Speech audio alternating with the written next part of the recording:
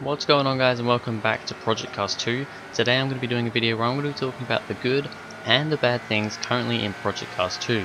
So the game's been out for almost 2 weeks now, so bear in mind that if you're watching this in the future, some of these things could have changed. You know, some of the bad things could now be good, or even vice versa if they really screw things up.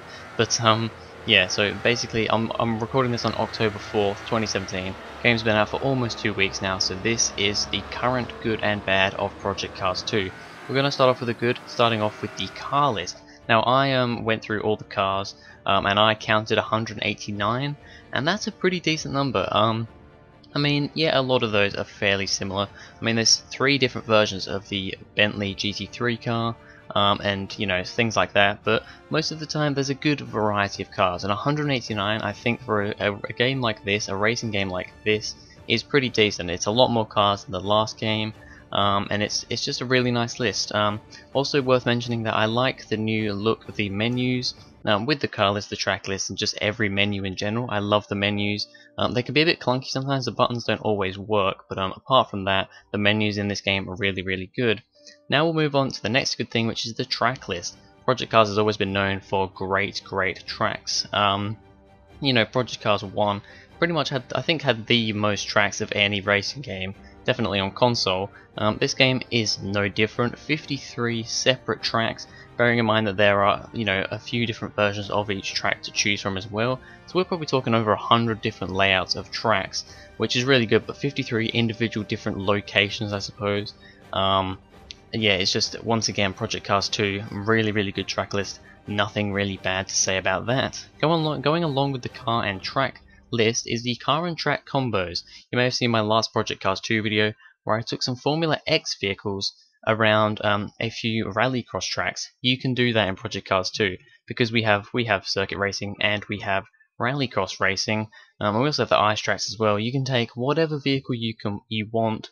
Literally any vehicle you want on any track you want.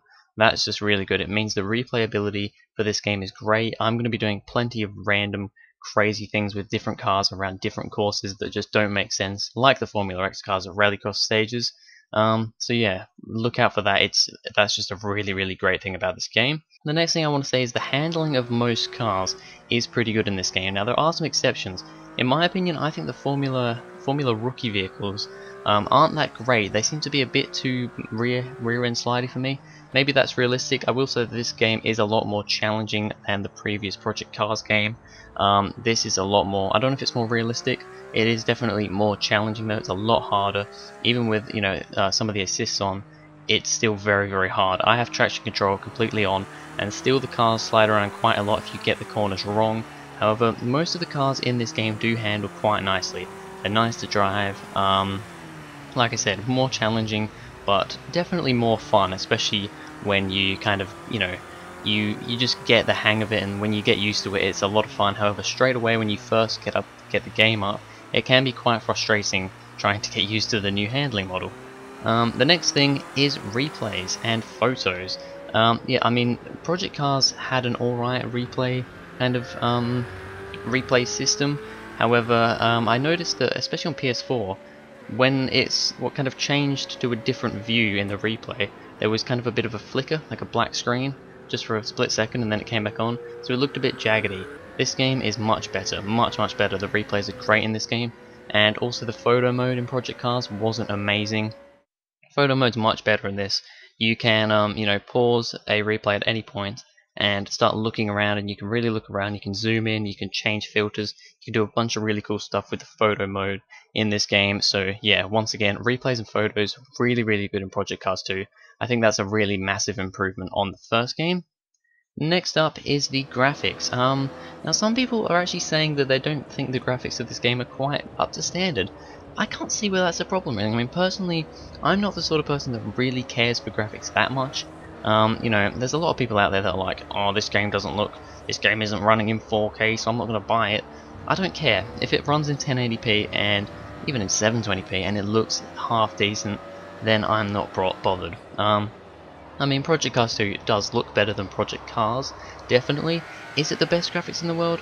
No, it's not, but I don't think it needs to be. I think it looks fine as it is. I mean, I suppose that's more of an opinion-based thing. Personally, like I said, I'm not a big graphics person anyway, so personally, I think the graphics are fine in this game. Next up is the weather effects. So another great thing with this, along with being able to take any car to any track, you can have any car at any track with any weather. Yes, that is right. You can basically do anything in this game. You can go to Bathurst, Australia, and make it snowing a blizzard, which is something that probably wouldn't happen on Mount Panorama. But yeah, I mean, it's amazing. Your handling is affected quite a lot in these conditions, especially the rain. In the rain, I did a little drive that you're probably seeing now with a skyline in a thunderstorm, and yes, you have to be careful with the grip, you have to be careful with braking. It makes it a lot more difficult to drive. Driving on ice as well is very hard. I can't get used to driving on ice. It's just a pain in the ass. However, I drove in a blizzard, and that's actually not too bad. The car doesn't drive too much differently there. However, the visibility is absolutely appalling. But the fact that there's so many different weather effects. The fact that you can just change the weather is just really, really good, and I love that so much. You can do it on any track from what I can tell, and yeah, just really, really great. And then finally, the last good thing, which is kind of in the middle of good and bad, to be honest. I put this one at the end because I wasn't sure whether it was good or whether it was bad. That is the controller support. Now, if you don't know, I've been playing Project Cars 2 primarily with a Logitech G29 racing wheel and pedals, because Project Cars 2 is a sim racer. You want to really use it with a wheel. If you have a wheel, definitely use it. However, because it's coming to console, it has to work well with controllers. I personally think that the controller support's okay. It doesn't feel amazing. A lot of people had issues with Project Cars 1 with controller support. I never had an issue with it.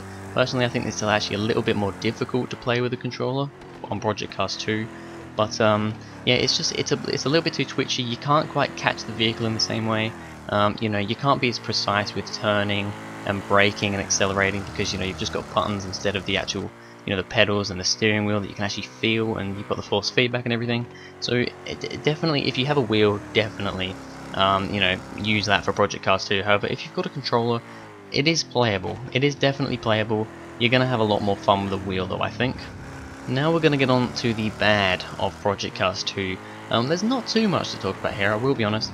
First thing though is the driving line. Now this is an assist that probably doesn't bother most people.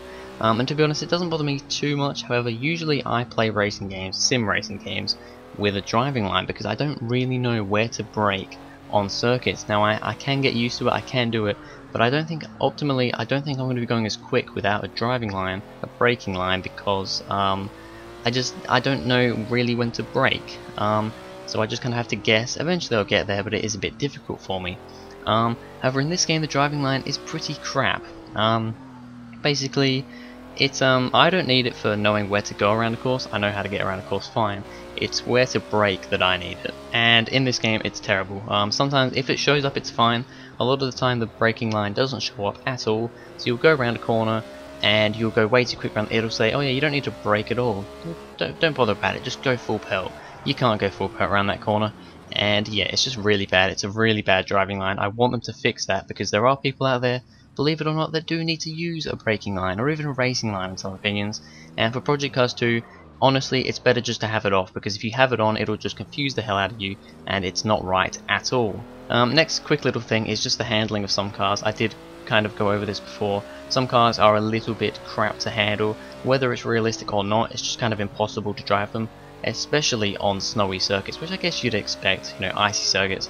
I did a race, well I tried to do a race with the Formula Rookie vehicles at Rapuna, I don't know how you say it, GP circuit, Rapuna Park GP circuit, and it was impossible with the ice, so there's that. And then the last real thing I want to talk about is the AI.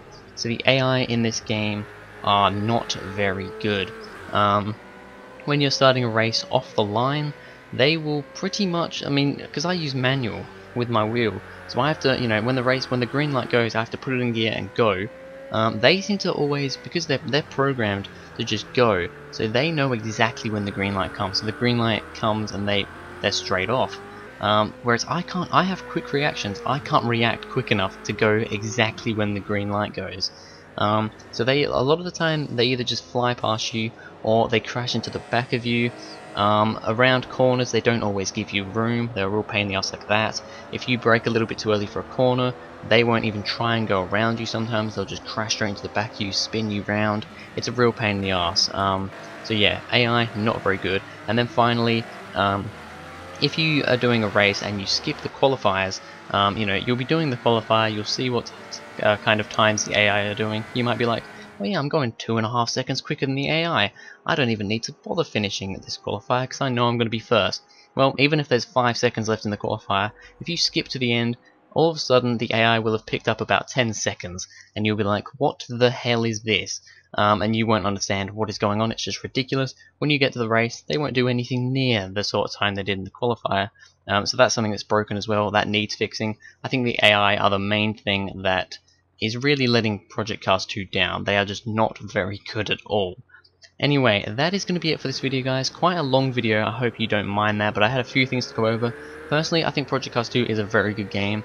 The driving line, in my opinion, needs fixing. Some of the handling, I think, does need fixing of some cars. And the AI really need fixing. At this current point in time, they're just a bit of a pain in the ass to deal with. And they're really quick in some conditions, like snowy conditions, icy conditions, where it's impossible for you to drive.